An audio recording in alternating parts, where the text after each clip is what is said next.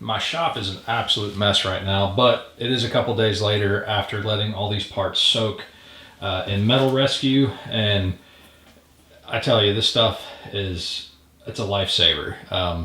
Anything where you really don't have to do any work, you just can dump all your parts in a bucket and then let it soak overnight and come back and things are really clean. That's awesome. It's safe. It doesn't put out fumes or smells, and I just can't praise this stuff enough. So I'll put a link to this for like Amazon down in the description below. Not sponsored or anything. It's a really good product. I use it all the time.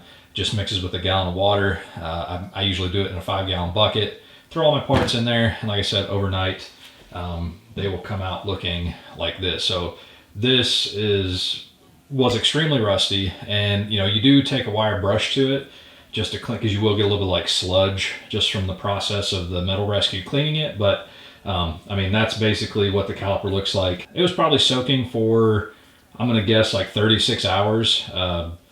No real reason to soak it that long. I just kind of left it in the bucket because I got busy. But getting these apart was not that challenging. It came out with using my compressor and just blowing some compressed air into this hole, and using blocks of wood to stop the pistons from coming out too quickly, being able to balance that. This one came out really clean. I'll be able to rebuild that. The right side was not so fortunate. It was a lot more rusty for some reason, and there's a lot of rust down inside of where the pistons sit, and I had to work on this for like 2 days in order to get the piston out.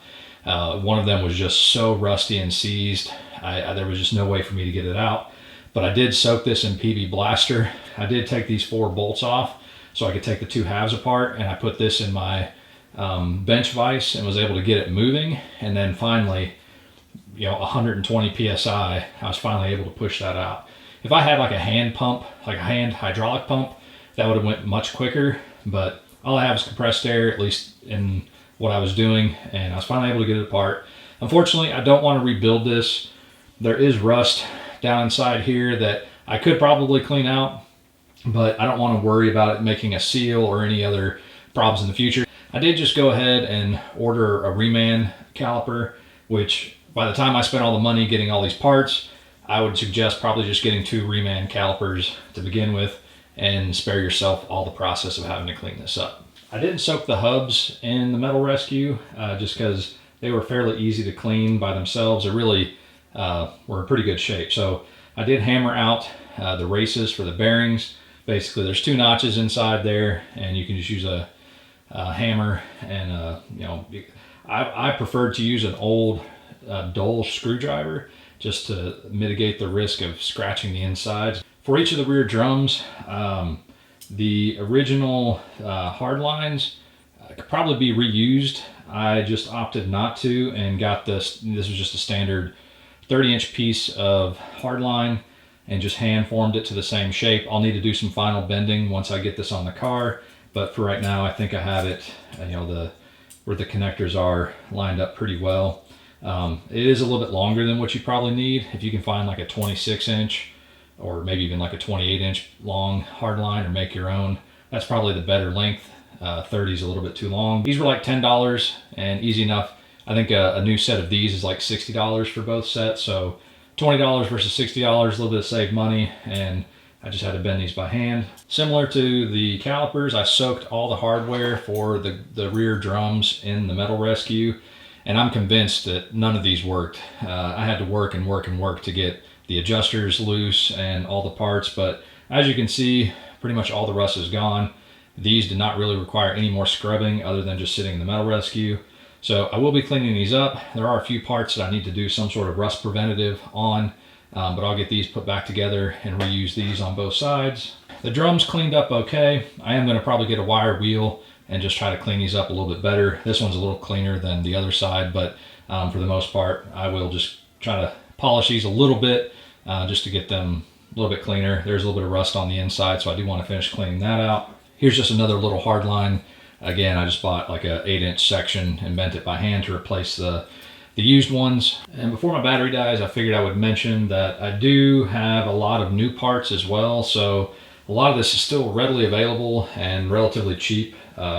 having come from doing a lot of rebuild on RX-7, this stuff seems like a steal compared to the parts for an RX-7. I am going to rebuild my calipers, so there are two little internal seals that basically just take the 4 bolts off the back of the caliper, and there's 2 little seals in there, so I'll replace those. And then of course these are all the piston seals and then the boots and all that stuff. So this is one kit to rebuild one caliper, because I am ordering, or I've ordered a new one. So I just need to rebuild one. I got new pistons. I will be replacing the bleeders to speed bleeders on those. For the back, I did get new wheel cylinders. These are relatively cheap. So really the only other thing I probably would have went ahead and maybe tried to secure a new was maybe some more brake drums. Like I said, this one's in much better shape than the other one. The other one has quite a bit more rust, which I have found a general trend that everything on the left side of the car is significantly more rusty than the right side. I mean, that's true with the brakes, that's true with the frame. So I don't know if like the car was stored in like a carport and received rain all the time, but it definitely seems to be the left-hand side of the left side of the car, a lot more rust. I think my next steps, I need to go ahead and press in the new bearings. So I do have all new bearings. I do want to probably clean these up a little bit. Other than cleaning the parts that are still on the car, like, you know, the actual spindle and the rear section of the brake caliper, the rear drums, I'll just scrub all that down with brake cleaner and brushes and try to get it in good shape. I do have the dust shield for the front brakes that I do need to clean up and probably spray some paint on. I think I'm gonna go ahead and start with this caliper, get it rebuilt and painted.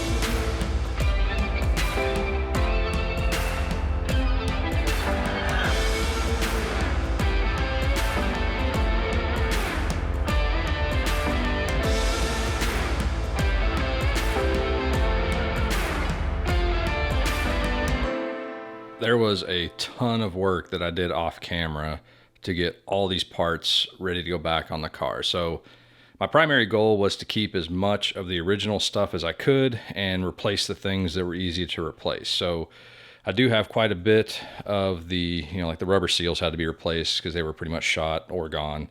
You know, clips, dust cap. My dust caps were okay, but they were cheap enough to buy a new set, so might as well, because there is a little bit of a rubber seal there. A lot of the fasteners, some of them I was able to just source from, you know, new hardware that I already had on hand. Some I went ahead and bought new. I'm going to get new wheel cylinders for the back, obviously new pads and shoes for all the brakes all around. I made my own hard lines that go from the soft line to, you know, whether it's the wheel cylinder or the front caliper. So I did make those relatively cheap. Cleaned and really cleaned what I was going to keep. The handbrake mechanism, I wasn't even sure what to do about that because it just didn't seem like it was working at all. But I finally got those to break loose. I'll show you more about that when we install them. But those were a pain, and you can't find those new. So you pretty much have to either find better ones than you've got, or refurbish the ones that you have. So I got them working. They're cleaned up. I got a little bit of paint on them. Long term, these are, the rear brakes are getting replaced anyway with discs. I just got this to a point where it was going to work for now and last a little while without rusting up too much. So I'm okay with that.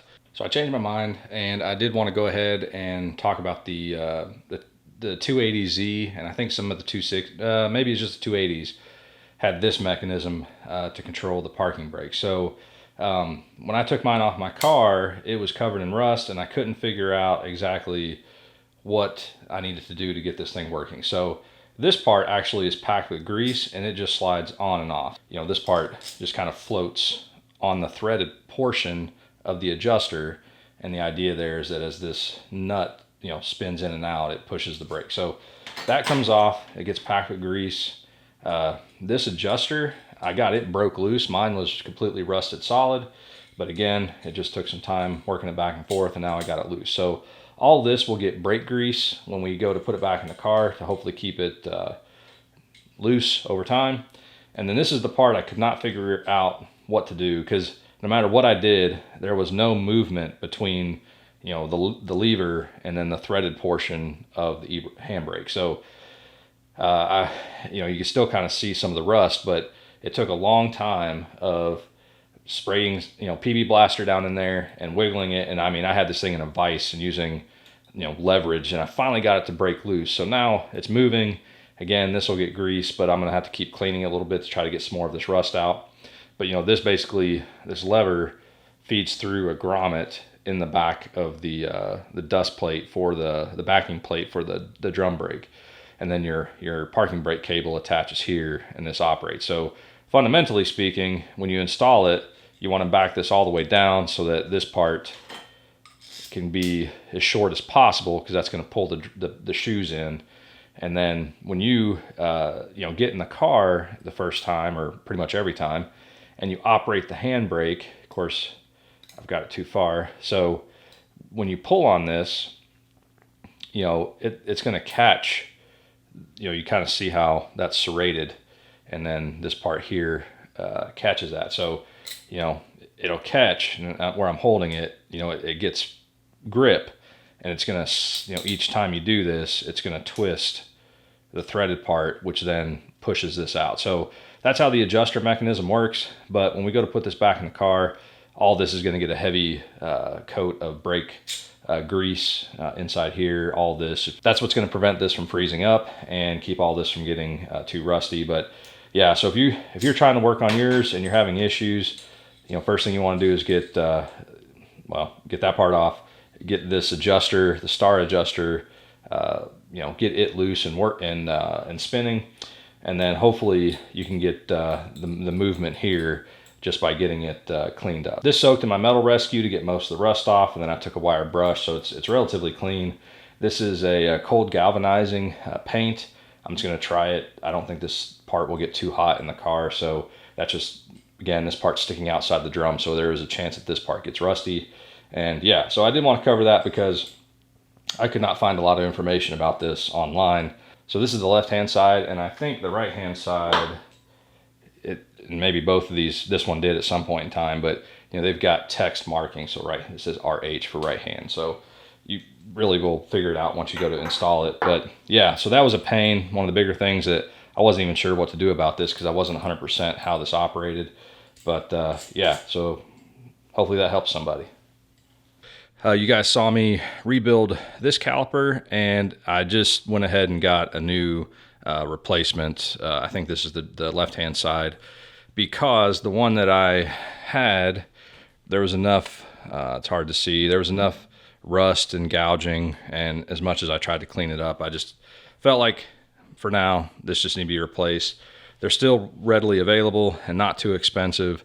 Again, changing all the brakes in the future to different disc setup, but for now it was easier for me just to get a replacement. So we'll tack that onto the price tag for what we're doing right now. But those are both ready to go, and I've got all new seals and cups and all that, pistons and all that kind of stuff. So my hubs, I just cleaned up really good and shot some high temp paint on them and heat treated them, and we'll have to still put the bearings in, which I've got right here. So new bearings and seals all around. Painted the dust covers for the front. Again, they weren't too bad. They were a little bit rusty, but for now this will get us ready to put everything back in the car. Then I got new discs, pads, hardware, things like that. It's probably about 50-50 on what I was able to reuse and what I got new. The drums didn't look too bad after I cleaned them up, so we'll just reuse the drums that we had. These are the original aluminum with the steel liner. You can get the steel replacements, but for what we're doing at this point in time, that's fine. And I'll just go ahead and mention that all the new parts I was able to source, from Rock Auto. If you want probably some of the cheapest pricing you're going to get is from Rock Auto. Z-Car Depot tends to have a lot of the maybe more difficult things to find. And then I was able to get some of this stuff off Amazon. So I usually check those 3 sites. I think there's Z-Car Source that I'll check every once in a while. But I find Rock Auto, Z-Car Depot, or Amazon. They will have some of the more common parts that need to be replaced. But, I will say that parts for these older cars are starting to become more scarce anyway. So yeah, if you have any questions or you're trying to find parts, hit me up. But mostly you're going to look at those 3 sites and you'll be able to find anything that I got here. Also, if you're doing a restoration and you're looking for maybe new hubs or dust shields, or maybe some, like you needed the the mechanism for the parking brake, there are several buy-sell Datsun Facebook groups. Lots of people do upgrades on their cars, and so they probably have a lot of these sitting around. So that's always another option if you're trying to find some used parts. Just search for Datsun parts on Facebook and you'll find different groups you can join. You might get lucky and find some on your local marketplace. That's kind of how I approach finding parts for these kind of rare cars is, see what I can find online new and then search Facebook. Sometimes eBay, but mostly Facebook. The next thing I really need to do is go ahead and press the bearings in. I thought I got it on camera, but I might have missed the footage, but you can see there's little grooves here. So when you get these out of the car, you can take a punch and a hammer, and there's one on opposite sides of each other, and then just slowly tap those out. So mine were a little bit of a pain to get out, but just again, a little bit at a time, they finally dropped out. So I have the races for the bearings sitting in my freezer right now. They'll contract a little bit, and then I'll probably just use my press to press those in. So we got a larger race that goes on the inside, and then a smaller race that goes on the outside. I'll get these pressed in off camera, and then in the next video, we'll basically do the assembly. I'm kind of in a little bit of a time crunch, so I am going to go ahead and probably do all this and try to get it all done in a day. I also want to go ahead and replace my parking brake cable, so I've got to figure some of that out, and I think there's some other parts on the car that might need to be addressed before we get everything buttoned up. So anyway, guys, hope you liked the video. These are kind of random at this point because I'm just trying to get through it, get the parts cleaned up, and get everything back on the car. But I'm pretty happy with how everything turned out. I think I'm pretty much convinced that none of the brakes worked on the car for a long time because the handbrake, the adjuster mechanism was completely rusted solid, and I don't think any of the pads or the shoes and the drums were making contact. All right, well, that's enough rambling for me. And as always, if you have any questions or comments, leave them down below and I'll try to get to you. Otherwise, I'll see you guys in the next one.